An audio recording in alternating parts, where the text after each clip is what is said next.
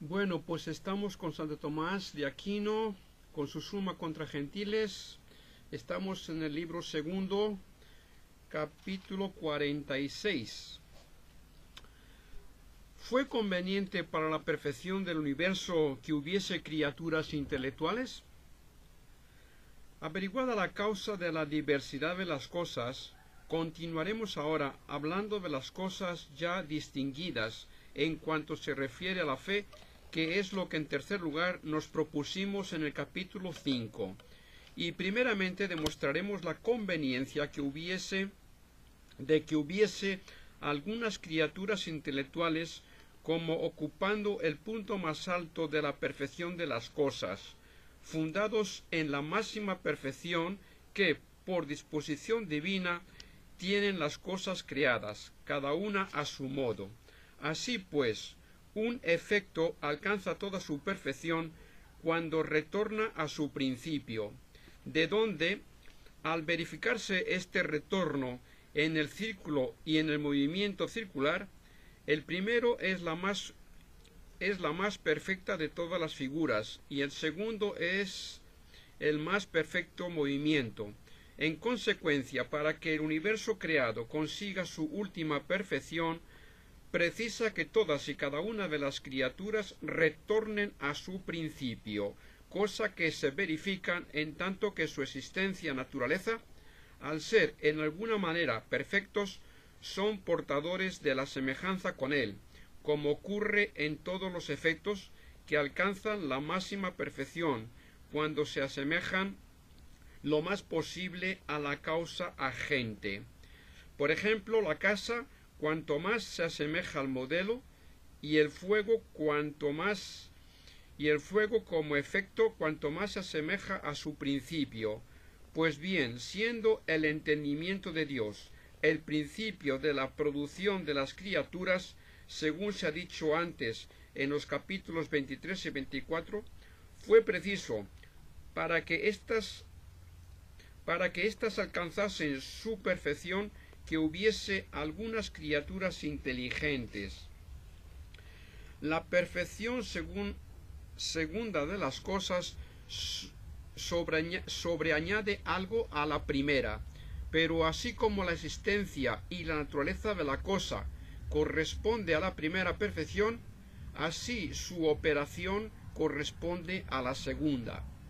Por tanto, fue conveniente, para que el universo alcanzase una perfección acabada, que hubiese algunas que tornasen a Dios, no sólo por semejanza de naturaleza, sino también por semejanza de operación que no puede ser otra que la del entendimiento y la de la voluntad, pues no de otra manera obra Dios con respecto a sí mismo. Luego fue conveniente, por razón de la óptima perfección del universo, que hubiese algunas criaturas intelectuales. Quedó demostrado más atrás, en el capítulo 45, cómo, para que las criaturas representasen perfectamente la bondad divina, era necesario no sólo que se hiciesen cosas buenas, sino que éstas obrasen con miras a la bondad de otros. Pues bien, se asemeja perfectamente una cosa a otra en el obrar, cuando no solamente es una misma la especie de la acción, sino también uno mismo el modo de obrar. Luego fue a propósito para la suma perfección de las cosas que hubiese algunas criaturas que obrasen como Dios obra. Y obrando Dios, según se ha dicho anteriormente en el capítulo 23, por entendimiento y voluntad, fue conveniente que hubiese algunas criaturas con entendimiento y voluntad. La semejanza que tiene el efecto con su causa agente respecta a la forma del efecto preexistente en el agente, porque el agente produce algo semejante a sí en virtud de la forma por la que obra. Mas la forma del agente para el efecto, unas veces conservando el modo mismo de ser que tiene en el agente, como la forma del fuego tiene el mismo modo de ser en el fuego encendido que en el que encendió. Pero otras veces adquiere distinto modo de ser, como la forma de la casa, que está de modo inteligente en la mente del arquitecto, pasa a estar de una manera material en la casa que está fuera del alma. Ahora bien, es evidente que la primera semejanza es más perfecta que la segunda. Por otra parte, la perfección del universo creado consiste en asemejarse a Dios, como la perfección del efecto consiste en asemejarse a la causa agente.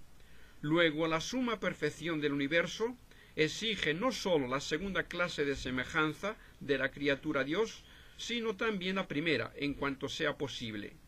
Pero la forma por la que Dios produce la criatura es la forma inteligible que está en él, pues obra intelectualmente, como ya hemos visto antes en los capítulos 23 y 24, de donde se deduce que para la suma perfección del universo debe haber algunas criaturas que por su modo de ser inteligente reproduzcan la forma del entendimiento divino, y esto significa que debe haber criaturas de naturaleza intelectual.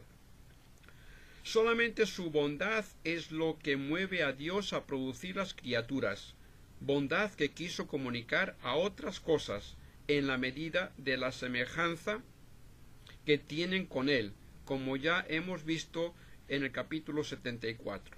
Ahora bien, podemos encontrar dos modos de asemejarse una cosa a otra. Uno, según su ser natural, como la semejanza del calor del fuego está en la cosa calentada por el fuego. Otro, según el conocer, como se encuentra la semejanza en la vista o en el tacto. Luego, para que estuviese en las cosas perfectamente la semejanza de Dios en todos sus modos, fue conveniente que se comunicase la bondad divina a las cosas, por semejanza, no sólo en el ser, sino también en el conocer. Pero sólo el entendimiento puede conocer la bondad divina. Luego fue conveniente que hubiese criaturas intelectuales. En todo lo que está convenientemente ordenado, la disposición que hay entre lo intermedio y lo último reproduce la que hay entre lo primero y todo lo demás, intermedio y último, aunque a veces sea una reproducción deficiente.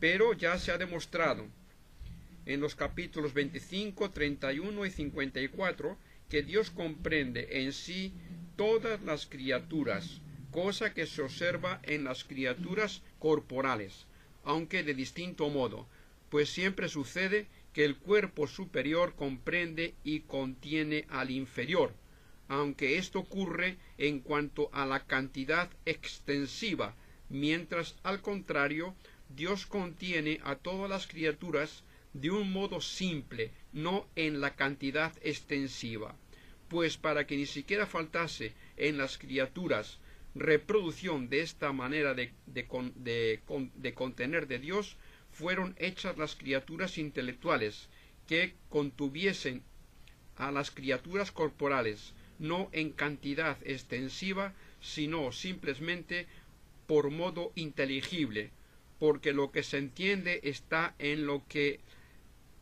el que entiende, y es comprendido con su operación intelectual.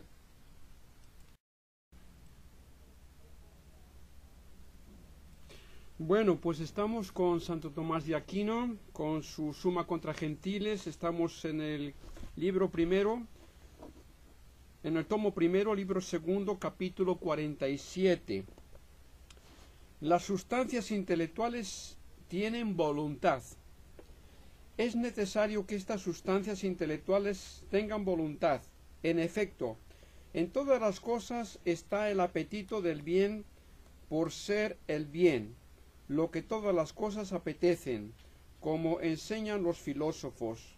Este apetito se llama apetito natural, en las que carecen de conocimiento, y así se dice que la piedra apetece estar abajo. Se llama apetito animal, en las que tienen conocimiento sensitivo, el cual se divide en concupiscible e irascible, y en las que entienden, se llama apetito intelectual o racional, que es la voluntad. Luego, las sustancias intelectuales creadas tienen voluntad. Lo que es por otro se reduce a lo que es por sí mismo a algo anterior, de donde, como dice el filósofo en el libro octavo de los físicos, lo que es movido por otro se reduce a su primer motor, y en los silogismos las conclusiones, cuya evidencia depende de otras proposiciones, se reducen a los primeros principios que son evidentes por sí mismos. Ahora bien, nos encontramos con ciertas sustancias que no se determinan a sí mismas a obrar, sino que son determinadas por impulso natural, como son las cosas inanimadas, las plantas y los animales irracionales, pues no está en ellos obrar o dejar de obrar. Luego debe verificarse la reducción a algo primero que se determine a sí mismo a obrar.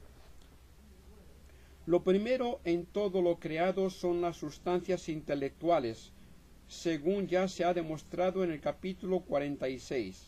Luego estas sustancias se autodeterminan a obrar, pero esto es propio de la voluntad, por la cual una sustancia es dueña de su acto, como que de ella depende el obrar o no obrar. Luego, las sustancias intelectuales creadas tienen voluntad. Con todo, como todo agente obra en cuanto está en acto, la forma por la que está en acto es el principio de todas sus operaciones, de donde se deduce que según sea la forma, así será la acción que sigue y a esa forma, y consiguientemente la forma que lo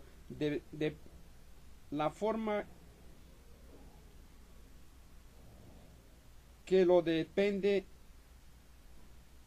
de la gente que obra en virtud de ella misma, causa una acción de la que no es dueño el agente. Pero si se diese alguna forma que dependiese de aquel que obra en virtud de ella misma, éste sería dueño del obrar consiguiente. Ahora bien, las formas naturales de las que proceden los movimientos y acciones naturales no dependen de aquellas cosas de que son formas, sino totalmente de agentes exteriores, por ser la forma natural la que constituye a cada cosa en su naturaleza, y nada puede darse a sí mismo el ser, y por tanto las cosas que se mueven por impulso natural no se mueven a sí mismas, pues lo pesado no se mueve a sí mismo hacia abajo, sino que lo mueve el ser que le dio la forma. En los animales brutos las formas sensibles e imaginarias que les mueven no son halladas por ellos mismos, sino que las reciben de los sensibles exteriores que actúan sobre el sentido y las distingue la estimativa natural, de donde, aunque se diga que en cierta manera se mueven a sí mismos, en cuanto que una parte de ellos mueve y la otra es movida, sin embargo, el moverse mismo no les conviene como cosa que proceda de ellos, sino que parte proviene de los sensibles exteriores y parte de la naturaleza. Así pues, se dice que se mueven a sí mismos en cuanto el apetito mueve a los miembros, lo cual los coloca por encima de los inanimados y de las plantas, pero en cuanto que el apetecer mismo es para ellos una necesidad proveniente de las formas recibidas por los sentidos y por el dictamen de la estimativa natural, no son causa de su movimiento, y en consecuencia no son dueños de sus actos. La forma intelectual por la que obra la sustancia intelectual depende del entendimiento mismo, en cuanto que él la concibe y en cierto modo la idea, como ocurre con la forma artística, que el artista concibe, medita y por ella obra. Luego, las sustancias intelectuales se determinan a sí mismas a obrar, como quien tiene dominio de su acción. Por consiguiente, tienen voluntad. El acto debe ser proporcionado a la potencia y el moviente al móvil, pero en los seres que tienen conocimiento, la potencia aprehensiva es respecto a la apetitiva como el que mueve al móvil, pues el objeto aprendido por el sentido, imaginación o entendimiento mueve al apetito intelectual o animal, y por otra parte, la aprehensión intelectiva no está determinada a algo particular, sino que se extiende a todo, por donde dice el filósofo en el libro tercero sobre el alma, acerca del entendimiento posible, que su potencialidad se extiende a todo. Por tanto, el apetito de la sustancia intelectual se extenderá a todo, pero el extenderse a todo es propio de la voluntad, por lo que dice el filósofo en el libro tercero de los Éticos, que se extiende a los posibles y a los imposibles. Luego, las sustancias intelectuales gozan de voluntad.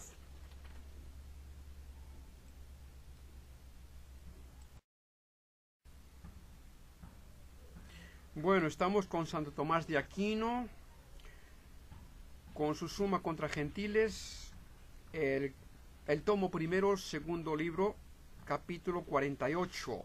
Las sustancias intelectuales obran con libertad. Con esto se evidencia que dichas sustancias obran libremente en efecto, que obran por voluntad. Ya se ha puesto en claro por determinarse a obrar por conocimiento intelectivo, mas deben gozar también de libertad, si es que son dueñas de sus actos, como ya quedó demostrado en el capítulo 47. En consecuencia, tales sustancias obran libremente. Como es libre quien se pertenece a sí mismo, quien no se determina por sí mismo a obrar, no obra libremente. Pero lo que no se mueve u obra si no es movido por otro, no se determina por sí mismo a obrar.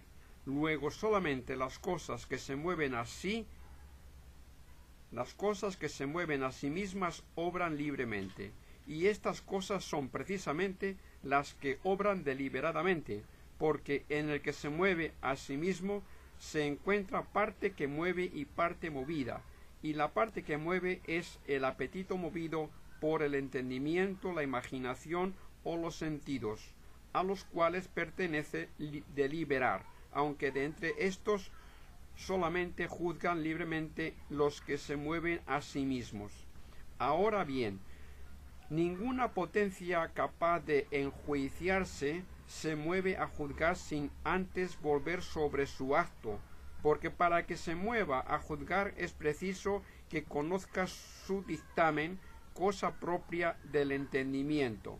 En conclusión, los movimientos y acciones de los animales irracionales son en cierto sentido libres, pero carecen de libre decisión.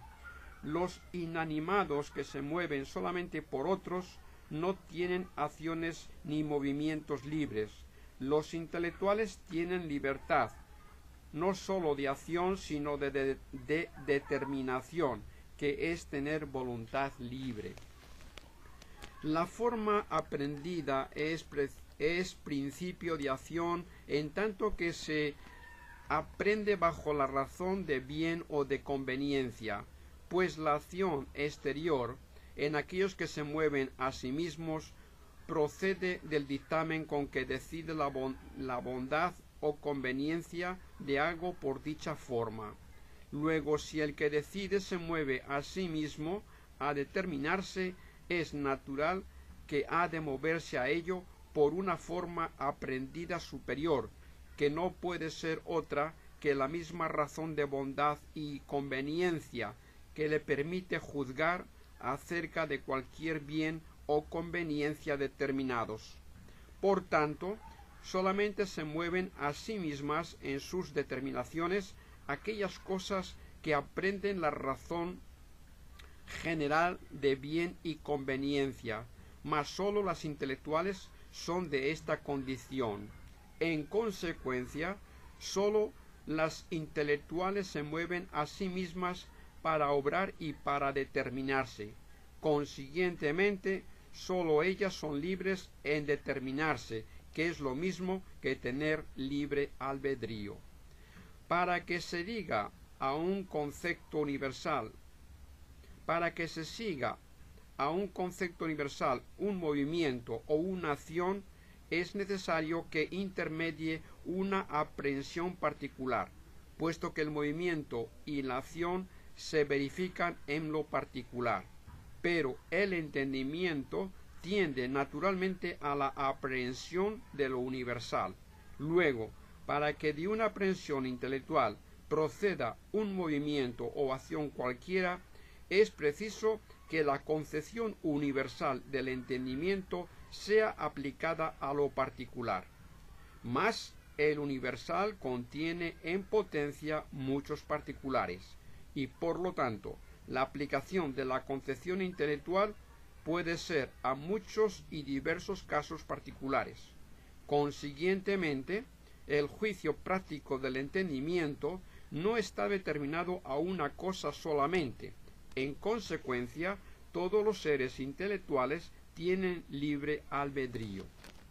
Las cosas que carecen de libertad de determinación es o porque no gozan de dictamen alguno, cual ocurre con las que no tienen conocimiento, como las piedras y las plantas, o porque lo tienen ya determinado a una cosa por la naturaleza, como los animales irracionales.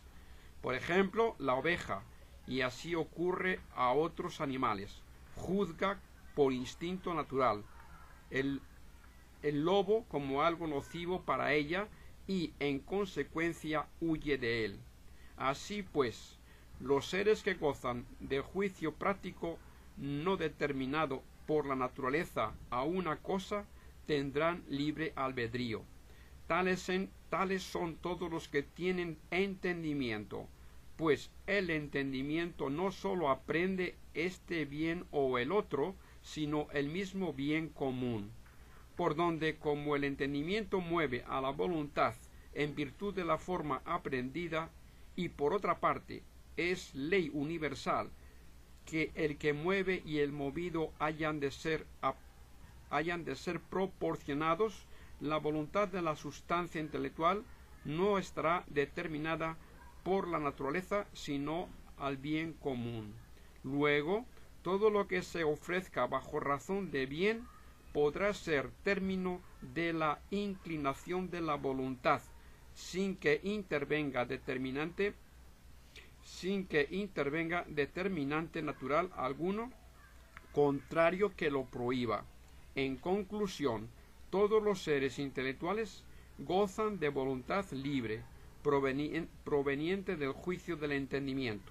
Esto equivale a tener libre albedrío, cuya definición es dictamen libre de la razón.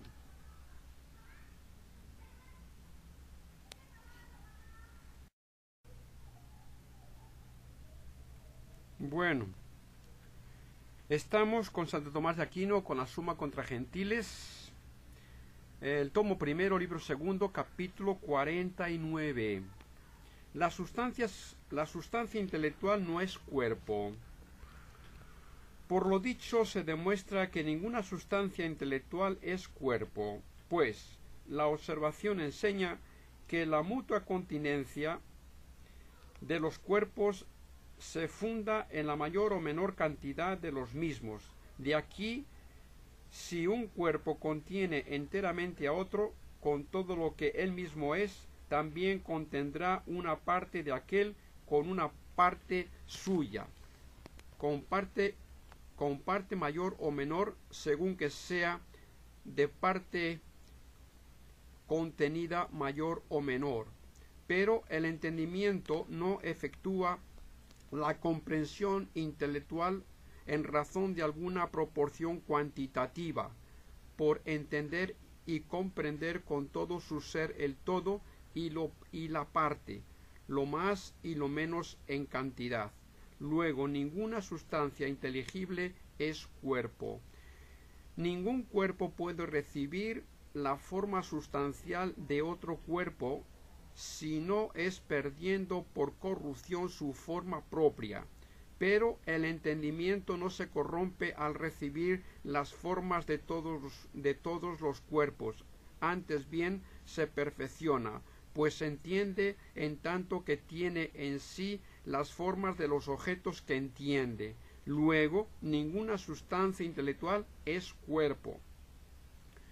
El principio de la diversidad de los individuos de la misma especie es la división de la materia por razón de la cantidad, pues la forma de tal fuego no se diferencia de la del otro si no es por estar en las distintas partes en que se divide la materia, que no tiene otra explicación más que por la división de la cantidad, sin la cual la sustancia es indivisible.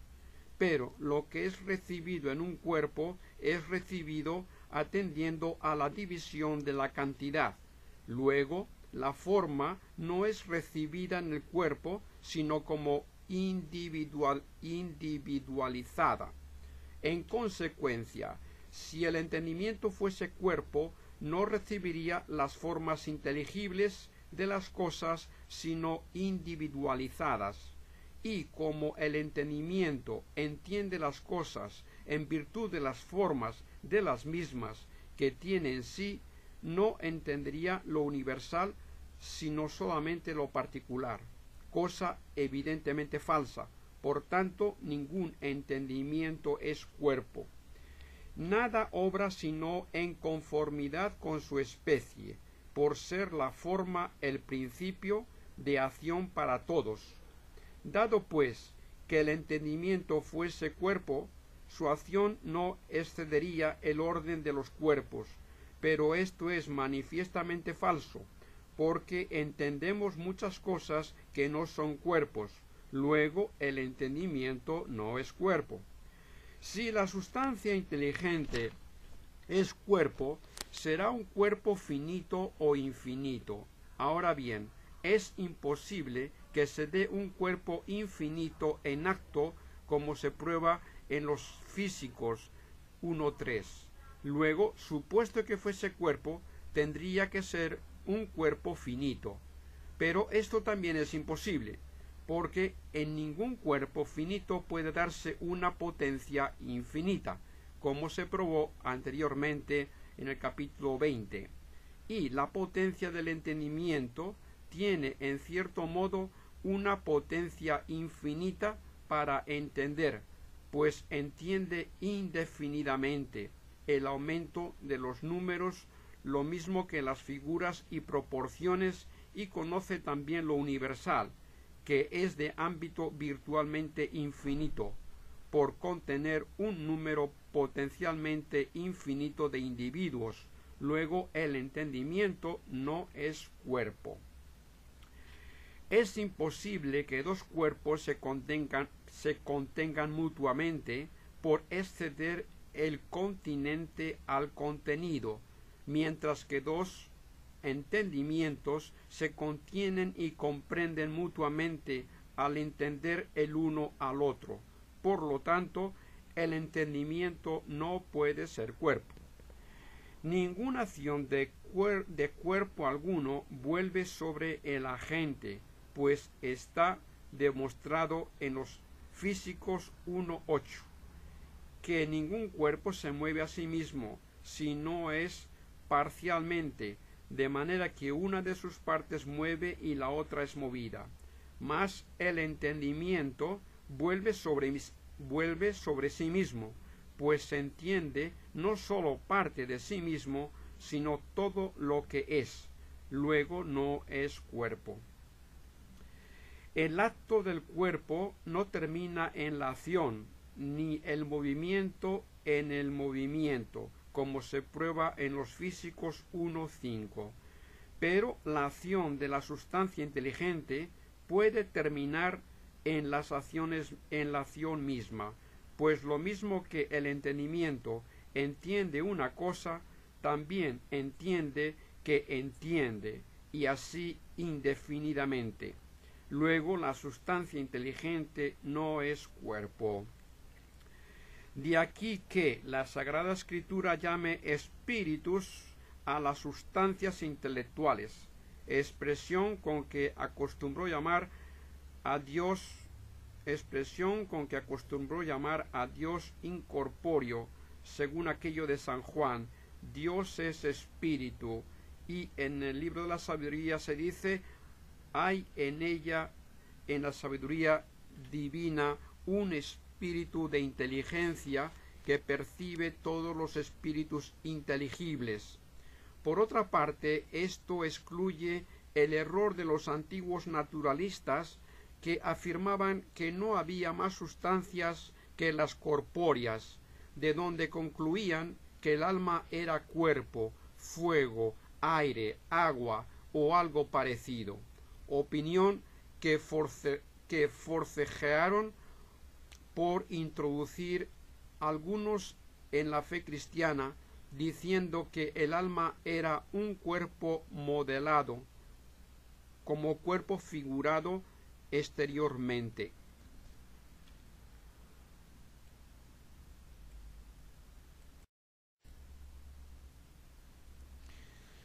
Bueno, estamos con Santo Tomás de Aquino, con su Suma contra Gentiles, primer tomo, libro segundo, capítulo 50. Las sustancias intelectuales son inmateriales.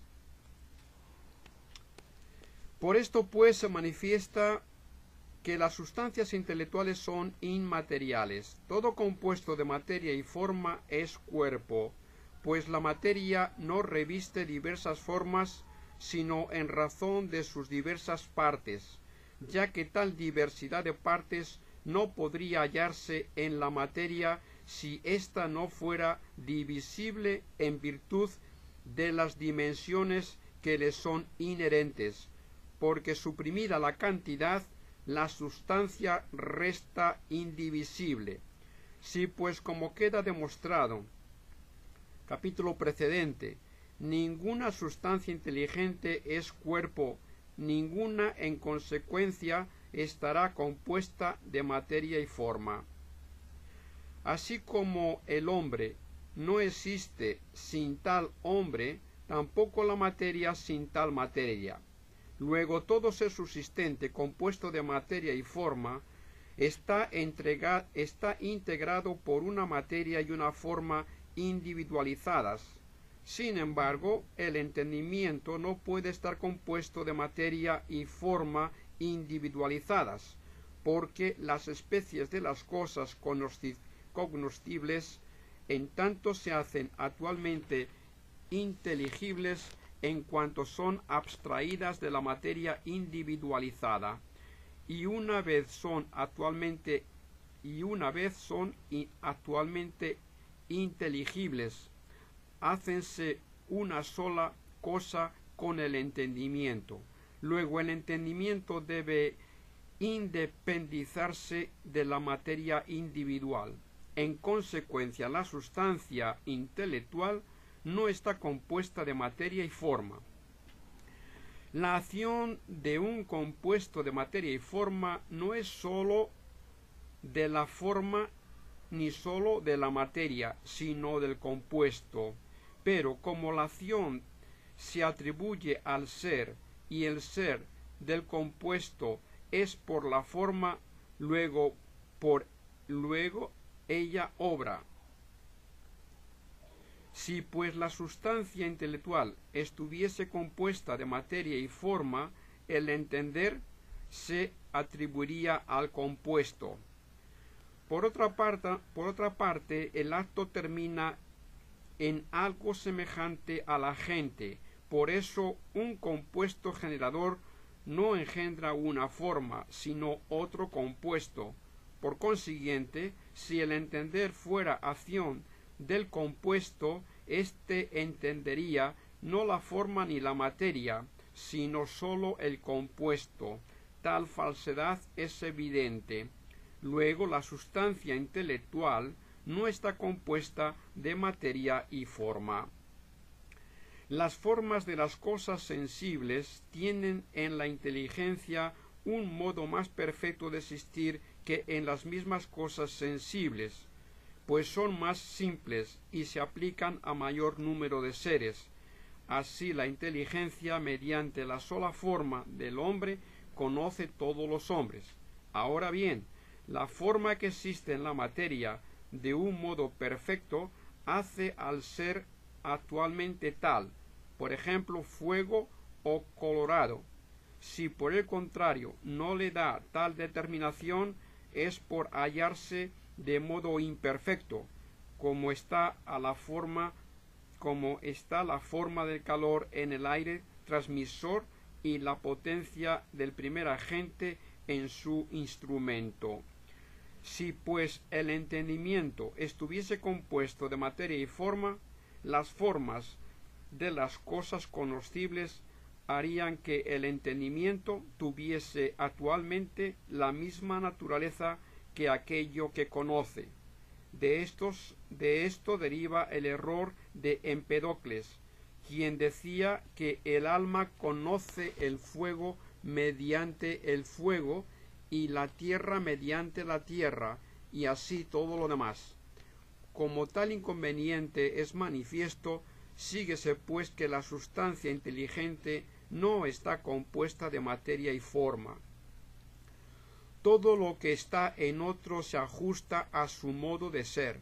Por lo tanto, si el entendimiento está compuesto de materia y forma, las formas de las cosas se hallarán en él materialmente, tal cual se demuestran fuera del alma.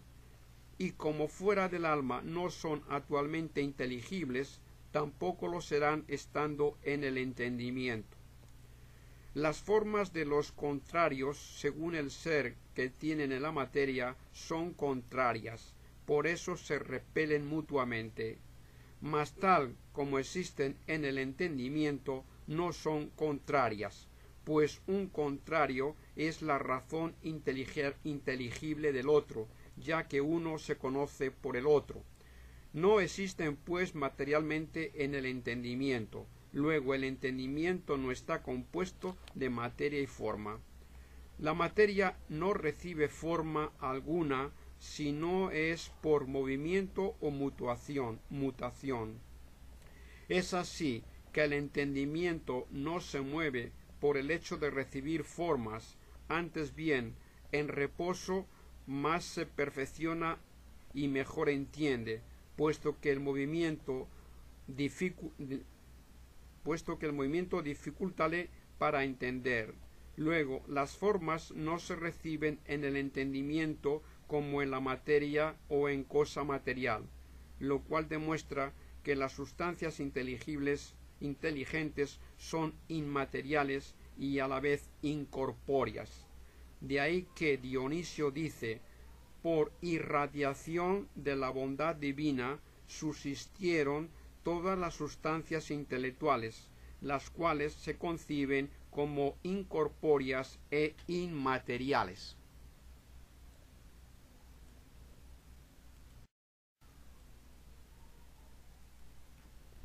Bueno, estamos con Santo Tomás de Aquino, con su Suma contra Gentiles, tomo primero, libro segundo, capítulo 51.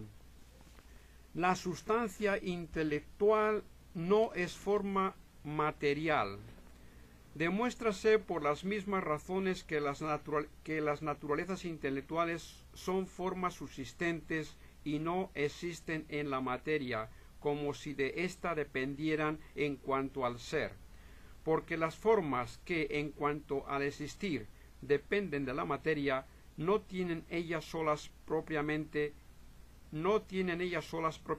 el ser, sino los compuestos por ellas.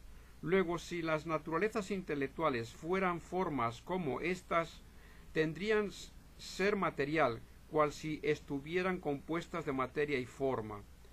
Las formas que no son de sí subsistentes, tampoco de sí pueden obrar. Obran, sin embargo, los compuestos por ellas. Por lo tanto, si las naturalezas intelectuales fuesen formas como éstas, no serían ellas, en consecuencia, las que entenderían, sino los compuestos por ellas y la materia. De este modo, la inteligencia estaría compuesta de materia y forma. Esto es imposible, como ya se ha demostrado en el capítulo precedente. Si el entendimiento fuera una forma cita en la materia y no por sí subsistente, seguiríase que lo que se recibe en el entendimiento recibiríase también en la materia, pues tales formas cuyo ser está ligado a la materia nada reciben que la materia no reciba. Luego, como la recepción de formas en el entendimiento no se efectúa con la recepción de formas en la materia, es imposible que el entendimiento sea forma material. Afirmar que el entendimiento es una forma no subsistente, sino inmersa en la materia, equivale en realidad a decir que el entendimiento está compuesto de materia y forma, aunque nominalmente se diferencie, pues en el primer caso llamaríase al entendimiento la forma del compuesto y en el segundo el compuesto mismo. Si pues es falso que el entendimiento está compuesto de materia y forma, falso será también que sea una forma material no subsistente.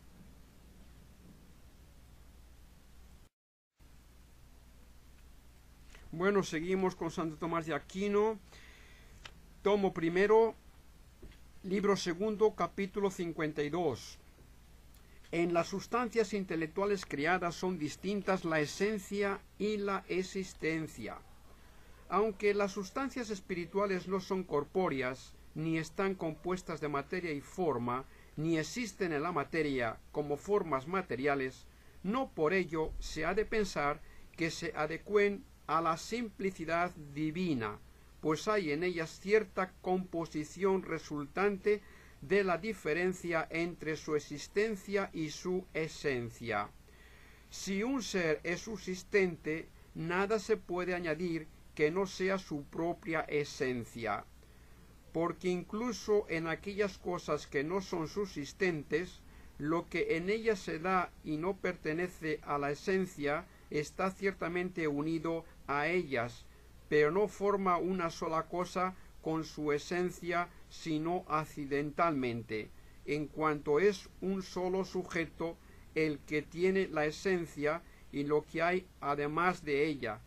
Por ejemplo, a Sócrates, además de su ser sustancial, se le añade la blancura, la cual es ciertamente diversa de su ser sustancial, porque no es lo mismo ser Sócrates y ser blanco, a no ser accidentalmente.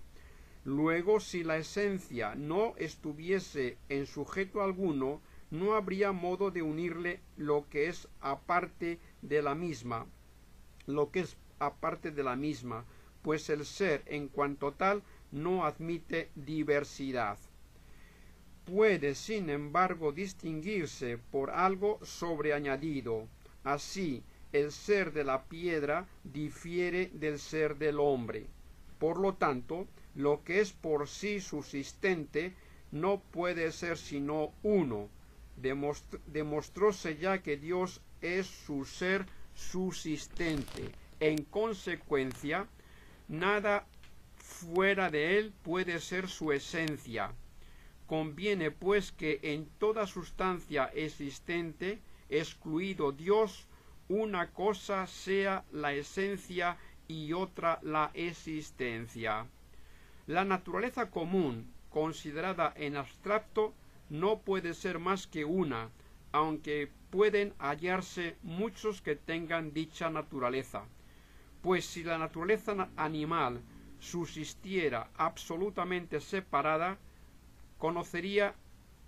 carecería de los atributos del hombre y también de los del buey, y no sería solamente animal, sino hombre o buey, porque suprimidas las diferencias constitutivas de las especies, la naturaleza del género resta indivisa, ya que las mismas diferencias que constituyen las especies son las que dividen el género. Así pues, si el ente en común a modo de género el ente en particular subsistente por sí no puede ser más que uno, pero si no se especifica por las diferencias como sucede al género, sino que se individualiza por las notas concretas de este o de aquel ente, como en verdad sucede, podemos concluir con mayor razón que este ente concreto y subsistente por sí no puede ser más que uno. Conclúyese pues que siendo Dios el concreto subsistente, nada fuera de él es su ser. Es imposible que existan dos seres absolutamente infinitos, porque el ser que es absolutamente infinito incluye toda la perfección de ser, y así, si a los dos se atribuyera la infinitud, no se hallaría en qué distinguir al uno del otro, y como el ser subsistente debe ser infinito, pues no está limitado por ningún sujeto recipiente, por eso es imposible que haya otro ser subsistente fuera del primero. Si se da algo que sea subsistente por sí, nada le convendrá sino lo propio del ente en cuanto tal, pues lo que se predica de otro no esencialmente, sino porque está en él, conviene sólo accidentalmente por ser sujeto. De ahí que, si se le considera separado del sujeto, en modo alguno le conviene. Ahora bien, tener razón de efecto no puede convenirle al ente en cuanto tal, porque entonces todo en absoluto tendría razón de efecto, y por tanto, en el orden de las causas habría que proceder indefinidamente, lo cual es imposible.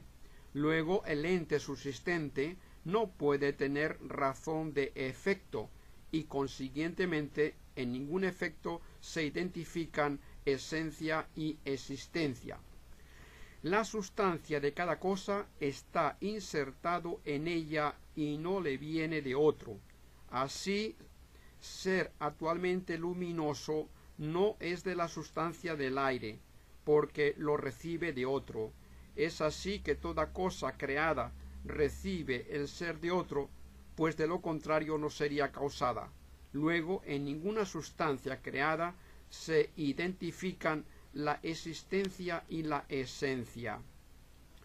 Como todo agente obra en cuanto está en acto, al primer agente que es perfectísimo le convendrá estar en acto perfectísimo.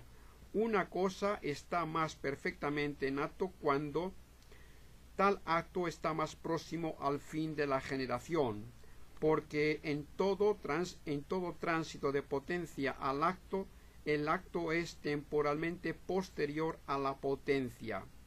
Además, más perfectamente está en acto el acto mismo que aquello que lo posee, pues a él debe su actualidad.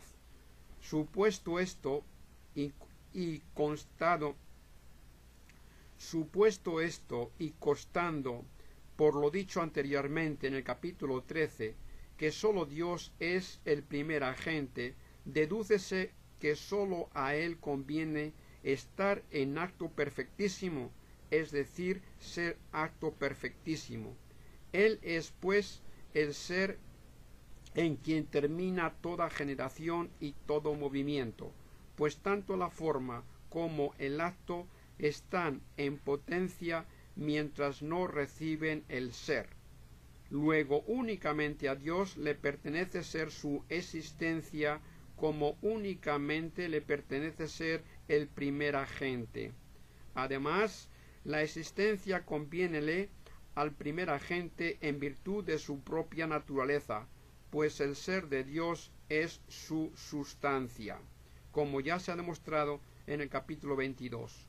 Ahora bien, lo que conviene a uno en virtud de su propia naturaleza, no conviene a otros sino a modo de participación, así como el calor se comunica a los cuerpos mediante el fuego. Luego, la existencia dase a todos los demás a modo de participación por el primer agente. Es así que lo que conviene a alguno por participación no es su sustancia. En consecuencia, es imposible que la esencia de un ser, excluido el primer agente, sea su existencia. Por esto, en el tercer capítulo del Éxodo se consigna como nombre propio de Dios el que es, porque propiedad exclusiva suya es que la esencia sea su misma existencia.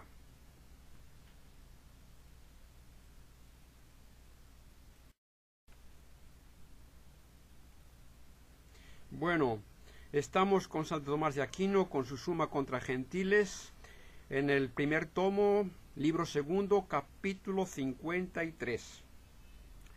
En las sustancias intelectuales creadas hay acto y potencia. De lo dicho se infiere claramente que en las sustancias intelectuales creadas hay composición de acto y potencia. Dondequiera que se hallan las dos cosas de las cuales una es complemento de la otra, la relación existente entre ambas es como la relación de la potencia al acto, pues nada se completa sino por el propio acto. Es así que en la sustancia intelectual creada se encuentran dos cosas, a saber, la sustancia tal y su existencia, que no es la misma sustancia, como se ha demostrado en el capítulo 52, porque la existencia es el complemento de la sustancia existente, ya que una cosa está en acto en cuanto tiene existencia. Dedúcese, pues, que en cualquiera de dichas sustancias hay composición de acto y potencia. Lo que hay en otro por causa de la gente debe ser acto, pues propio de la gente es dar actualidad a las cosas. Ya se demostró anteriormente, capítulo 15, que todas las sustancias creadas reciben el ser del primer agente, y que tales sustancias son causadas porque reciben el ser de otro. Luego el ser está en las sustancias creadas como un acto de las mismas. Ahora bien, lo que recibe el acto es potencia, pues el acto en cuanto tal dice relación a la potencia. Luego, en cualquier sustancia creada hay acto y potencia.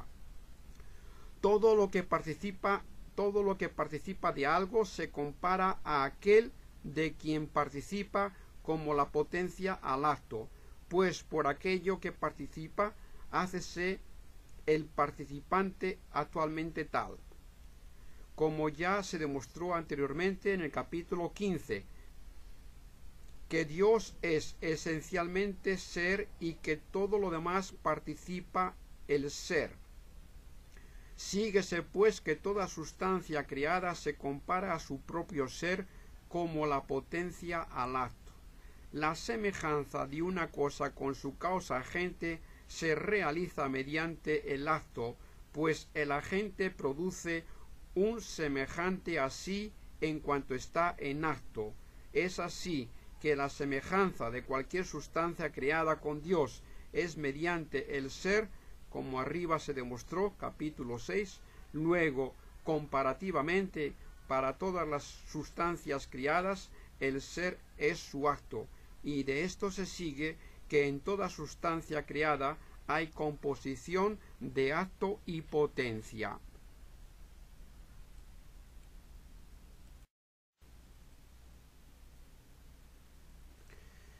Bueno, seguimos con Santo Tomás de Aquino, con su Suma contra Gentiles, primer tomo, libro segundo, capítulo 54. No es lo mismo estar compuesto de esencia y existencia que de materia y forma. No obedece a la misma razón la composición de materia y forma que la de esencia y existencia, aunque ambas consten de potencia y acto. En primer lugar, porque la materia no es la sustancia de la cosa, pues de ello se seguiría que todas las formas serían accidentes, como opinaban los antiguos naturalistas. Por el contrario, la materia es parte de la sustancia. En segundo lugar, porque el ser no es el acto propio de la materia, sino del todo sustancial, porque el ser es acto de lo que podemos decir que es, pues no se dice el ser solo de la materia, sino del todo. Luego no puede decirse que la materia es, sino que la sustancia es lo que es. En tercer lugar, porque tampoco la forma es el ser, aunque entre ambos haya cierto orden, pues la forma comparada con el ser es como la luz comparada con la iluminación, o la blancura con el hecho de blanquear. Además, porque el ser con respecto a la forma es acto.